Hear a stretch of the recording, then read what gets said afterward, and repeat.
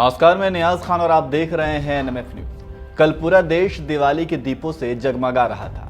देश भर में खुशियां बांटी जा रही थी। सभी अपने परिवारजन और संबंधियों के साथ दिवाली का त्योहार मना रहे थे। वहीं हमारे देश के प्रधानमंत्री नरेंद्र मोदी की बात की जाए तो 2014 में सत्ता संभालने के बाद प्रधानमंत्री मोदी भारतीय सीमा की सुरक्षा में लगे सेना के जवानों संग दिवाली मनाते आए हैं।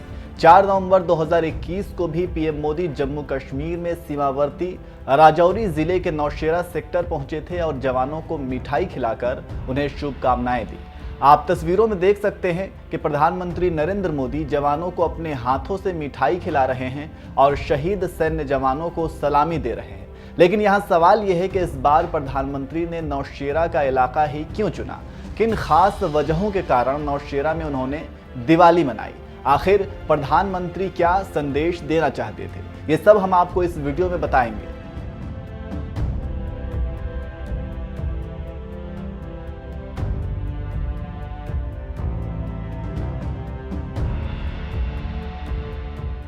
दरअसल सामरिक विश्लेषकों का मानना है कि भारत के लिए रणनीतिक रूप से काफी अहम इस सीमावर्ती इलाके से पीएम मोदी पाकिस्तान को कड़ा संदेश देना चाहते थे। ऐसे में उन्होंने इस बार नौशेरा जाकर दिवाली मनाई। दरअसल पाकिस्तान की नज़र नौशेरा इलाके पर हमेशा थी।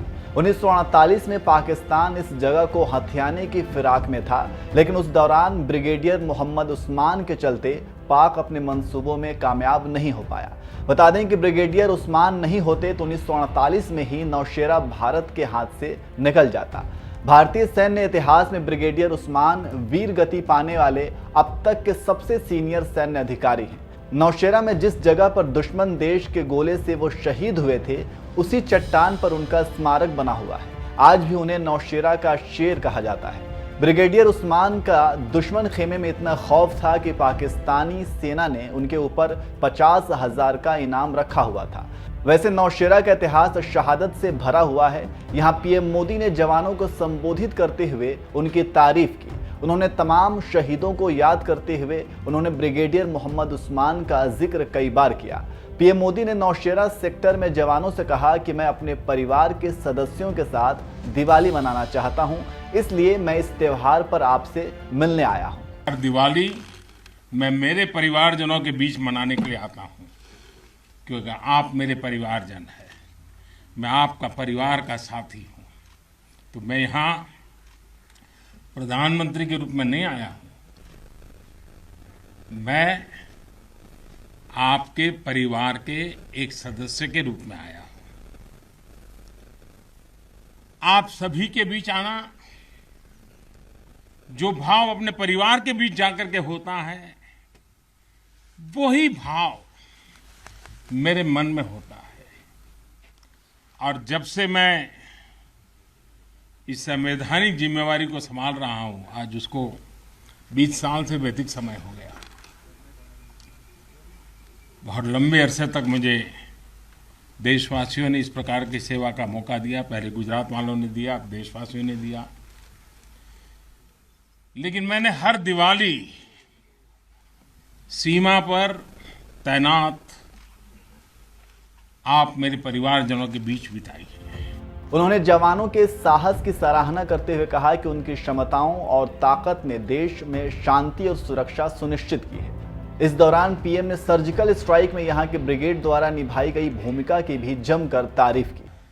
सर्जिकल स्ट्राइक में यहां की ब्रिगेड ने जो भूमिका निभाई, वो हर देशवासी को गौरव से भर देता है। और वो दिन तो मैं हमेशा याद रखूंगा, क्योंकि मैं कुछ तय किया था सूर्यास्त के पहले कि सब लोग लौट करके आ जाने चाहिए। और मैं हर पल फोन की घंटी पर टिकटिका के बैठा हुआ था कि आखिर से आखिर मेरा जवान पहुंच गया क्या, और कोई भी नुकसान किए बिना ये मेरे वीर जवान लौट करके आ गए, पराक्रम करके आ गए, सिद्धि प्राप्त करके आ गए। भारत माता की जय! भारत माता की जय! भारत माता की जय!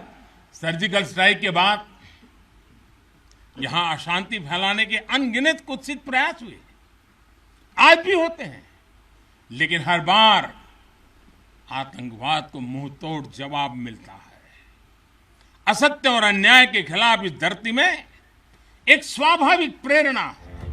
आपको बता दें कि भारत ने जम्मू कश्मीर के उरी सेक्टर में एक सैन्य अड्डे पर आतंकवादी हमले के जवाब में नियंत्रण रेखा यानी कि एलओसी के पार 29 सितंबर 2016 को सर्जिकल स्ट्राइक किया था। इसके साथ ही प्रधानमंत्री ने भारत की सुरक्षा में बेटियों की भागीदारी का भी जिक्र किया और उनकी जमकर तारीफ की। साथियों, नारी शक्ति को नए और समर्थ भारत की शक्ति बनाने का गंभीर प्रयास बीते 7 सालों में हर सेक्टर में किया जा रहा है। देश की रक्षा के क्षेत्र में भी भारत की बेटियों की भागीदारी अब नई बुलंदी की तरफ बढ़ रही है। नेवी और एयरफोर्स में अग्रिम मोर्चों पर तैनाती के बाद अब आर्मी में भी महिलाओं की भूमिका का विस्तार हो रहा है।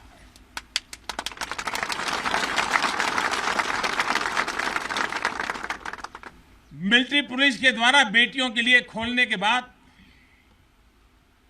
अब महिला अफसरों को परमानेंट कमीशन देना इसी भागीदारी के विस्तार का ही हिस्सा है।